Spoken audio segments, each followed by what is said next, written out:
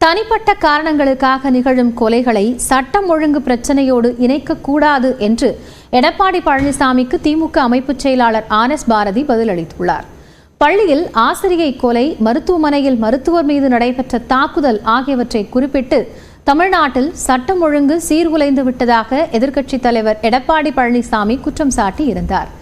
இந்நிலையில் சென்னையில் செய்தியாளர்களை சந்தித்த திமுக அமைப்புச் செயலாளர் RS பாரதி திமுக ஆட்சியில் கொலை குற்றங்கள் குறைந்திருப்பதாக தெரிவித்தார். மேலும் தூத்துக்குடி துப்பாக்கிச்சூடு போன்றவைதான் சட்டம் ஒழுங்கு சீர்கேடு என்றும் RS பாரதி கூறினார்.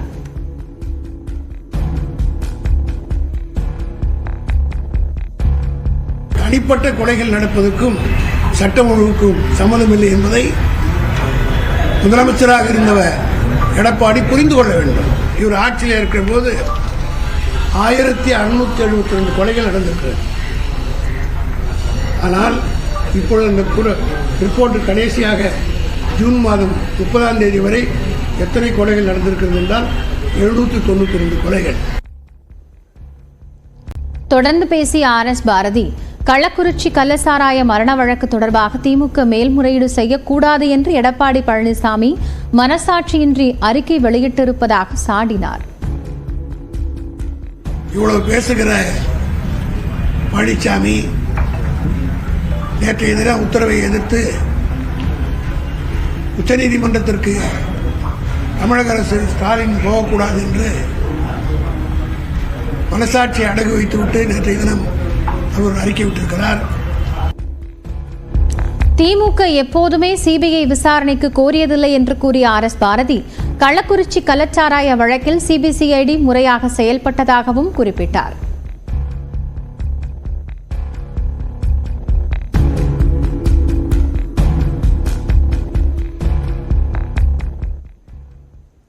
ஒசூரில் வழக்கறிஞர் நீதிமன்ற வளாகம் முன்பு தாக்கப்பட்டதை கண்டித்து மாநிலம் முழுவதும் வழக்கறிஞர்கள் போராட்டத்தில் ஈடுபட்டுள்ளனர். கிருஷ்ணகிரி மாவட்டம் ஒசூர் நீதிமன்ற வளாகம் முன்பு நேற்று சரமாரியாக வெட்டப்பட்ட வழக்கறிஞர் கண்ணனுக்கு தீவிர சிகிச்சை அளிக்கப்பட்டு வருகிறது. இதனை கண்டித்தும் வழக்கறிஞர்களின் பாதுகாப்பை உறுதிப்படுத்த கோரியும் தமிழ்நாடு முழுவதும் போராட்டம் நடைபெற்று வருகிறது. அந்த வகையில் விழுப்புரத்தில் வழக்கறிஞர்கள் பணிகளை புறக்கணித்து நீதிமன்றம் முன்பாக விழுப்புரம் திருச்சி சாலையில் அமர்ந்து மறியலில் ஈடுபட்டனர். இதனால் 1 மணி நேரம் போக்குவரத்து பாதிக்கப்பட்டது. சென்னை பூந்தமல்லியிலும் வழக்கறிஞர்கள் சாலை மறியலில் ஈடுபட்டனர். விருதுநகர் மாவட்டம் ராஜபாளையம், தேனி, லட்சுமிபுரம் பகுதியிலும் வழக்கறிஞர்கள் ஆர்ப்பாட்டத்தில் ஈடுபட்டனர்.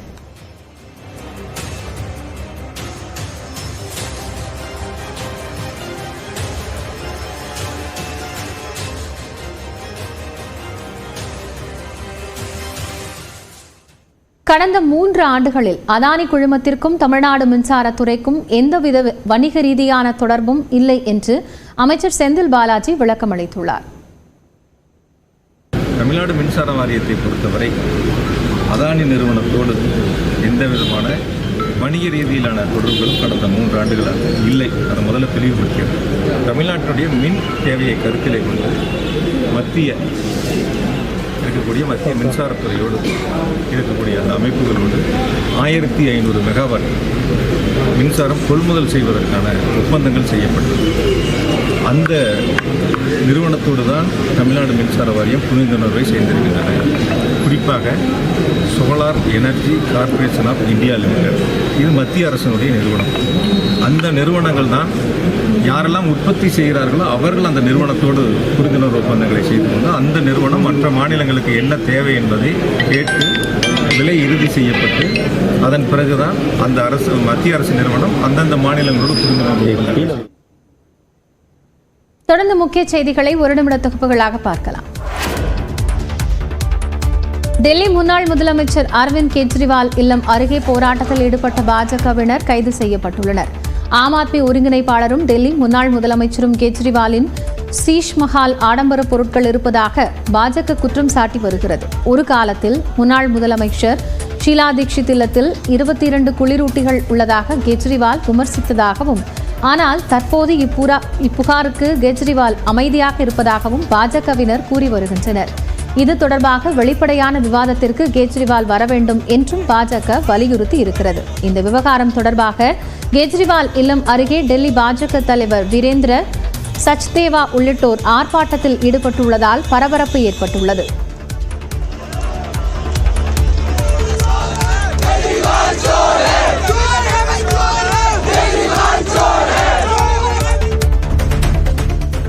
சென்னையில் ஆபரண தங்கத்தின் விலை 57,000 ரூபாயை மீண்டும் எட்டியுள்ளது.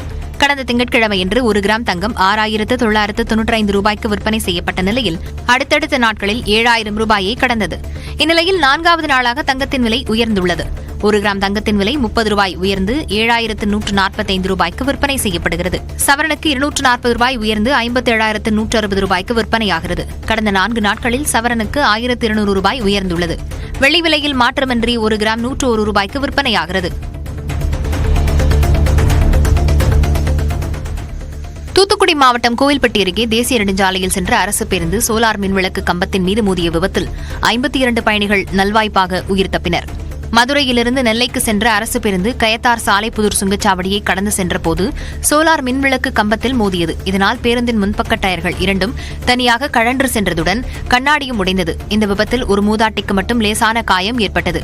மற்ற பயணிகள் எந்தவித பாதிப்பும் இல்லாமல் உயிர் தப்பினர். தகவலறிந்து வந்த காவல்துறையினர் விபத்துக்குள்ளான அரசு பேருந்தை கிரேன் உதவியுடன் மீட்டு அப்புறப்படுத்தினர். வெள்ளப்பெருக்கு காரணமாக குற்றால அருவிகளில் குளிக்க 2வது நாளாக தடை விதிக்கப்பட்டுள்ளது. மேற்கு தொடர்ச்சி மலைப்பகுதிகள் மற்றும் தென்காசி மாவட்டம் முழுவதும் தொடர்ந்து மழை பெய்து வருகிறது. இதனால் குற்றாலம் மெயின் அருவி, ஐந்தருவி, சிற்றருவி, பழைய குற்றாலம் உள்ளிட்ட அனைத்து அருவிகளிலும் வெள்ளப்பெருக்கு ஏற்பட்டுள்ளது.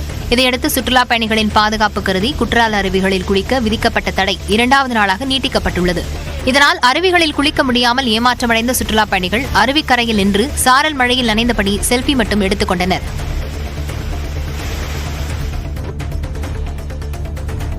ராமேஸ்வரத்தில் கனமழை கொட்டிய நிலையில் குடியிருப்புகளை வெள்ளம் சூழ்ந்ததால் பொதுமக்கள் கடும் அவதிக்காளாகியிருக்கின்றனர். ராமநாதபுரம் மாவட்டம் ராமேஸ்வரத்தில் மேக வெடிப்பு காரணமாக நேற்று 44 சென்டிமீட்டர் அளவிற்கு மழை கொட்டியது. இதேபோன்று தங்கச்சி மடத்திலும் 34 சென்டிமீட்டர், பாம்பனில் 28 சென்டிமீட்டர் அளவிற்கு மழை பதிவானது. மண்டபத்தில் 27 சென்டிமீட்டரும், ராமநாதபுரத்தில் 13 சென்டிமீட்டர் மழையும் பெய்தது. இந்நிலையில் குடியிருப்புகளை வெள்ளம் சூழ்ந்ததால் பொதுமக்கள் வீடுகளை விட்டு வெளியே வர முடியாத நிலை காணப்படுகிறது.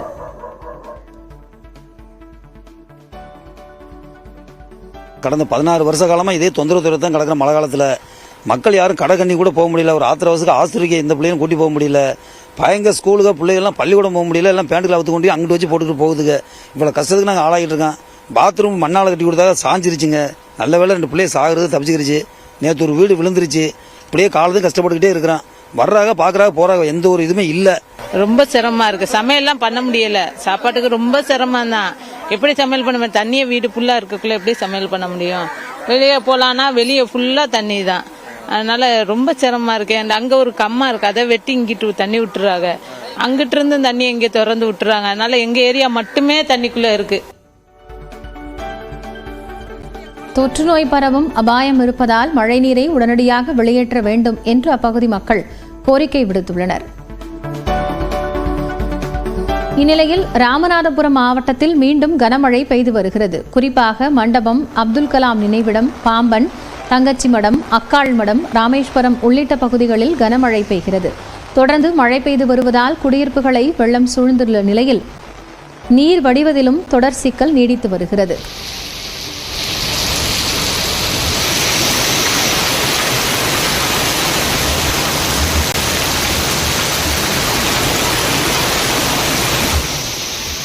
இதேபோன்று தூத்துக்குடி மாவட்டம் திருச்செந்தூரில் தொடர்ந்து மழை பெய்து வரும் நிலையில் சாலைகளில் தேங்கிய மழைநீரால் பொதுமக்கள் அவதியடைந்தனர்.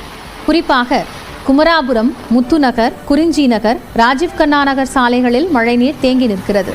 மேலும் வடக்கு ரத வீதிகளில் மழைநீருடன் கழிவுநீரும் கலந்துள்ளதால் பொதுமக்கள் கடும் அவதிக்காளாகியிருக்கின்றனர்.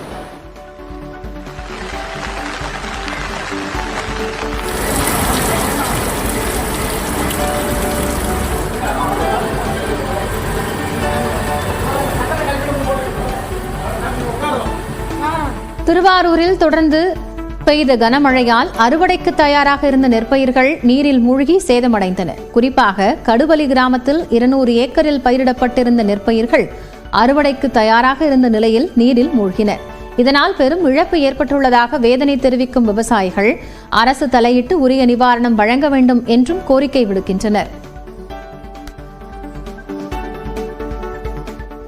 திடீர்னு பெஞ்ச ஒரு வாரம் 10 நாளாக பெஞ்ச கனமழையினால் அறுத்துக்கிட்டு இருக்கும் போதே மிஷினில் அறுத்துக்கிட்டு இருக்கும் போதே மிஷினை கரையேற்றக்கூடிய நிலமை வந்து இப்போ சன ஆளுங்களை வச்சு கையாலேயே அறுத்து இந்த பெஞ்சில் கதிரை கட்டி தூக்கிட்டு வந்து ரோடு பூரா கொத்தி வச்சிருக்கும் போதே எல்லாம் அப்படியே முளைப்பு திறன் வந்துட்டு எதுவுமே பண்ண முடியல. இப்போ தண்ணி வர வர பெருவ அப்படியே இப்போ வந்து சனமும் ஆள் இன்னைக்கு கிடைக்காம எல்லாம் அப்படியே வயல்லையே மிதந்துக்கிட்டு இருக்கு.